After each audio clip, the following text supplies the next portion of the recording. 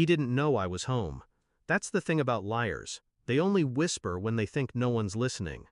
I was halfway up the stairs when I heard my name. "Don't worry," Dad said. "We'll make your sister pay." He sounded calm, almost amused. My brother chuckled. I didn't move, didn't breathe, just listened. They were sitting in the den, the old leather recliner creaking beneath Dad's weight, the TV humming low. My brother was complaining about the business again, about how his loans were eating him alive, about how he'd be fine if Ava just chipped in. I was Ava, the one who got out, who built something from nothing, who never needed a bailout, the one they wanted to bleed dry. I moved my money that night, every cent. Savings, investments, trusts, all frozen, rerouted, secured. I didn't ask, I didn't confront, because I already knew how this worked. Growing up, I was the fixer, the peacekeeper, the good daughter, the one who smoothed over Dad's drinking and Mom's silence, the one who lent my brother money, again and again, because we're family. Family. That word gets thrown around like it erases damage.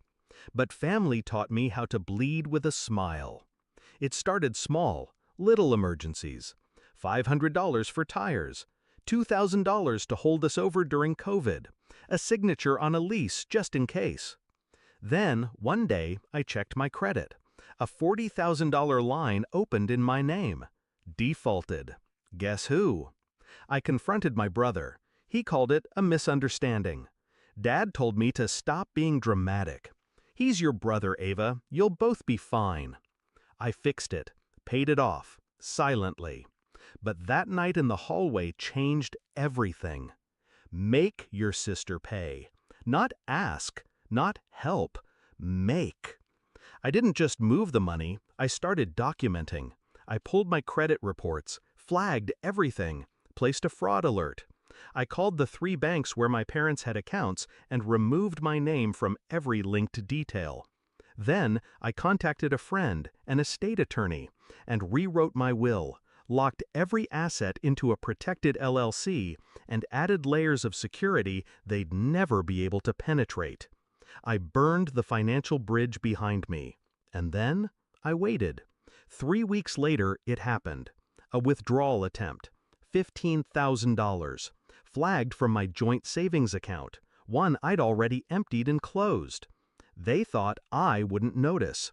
Then came the text, "Dad, hey sweetheart, did the account glitch? We're getting an error trying to move some money." I stared at it, felt nothing. Then typed, "Try again in hell." Blocked him. Then came the storm. Mom called sobbing, said I was ripping the family apart, said your brother is struggling, said your father is heartbroken. I asked her why no one cried when I was drowning under the debt they built in my name. She didn't answer. She never did. Then I sent the package.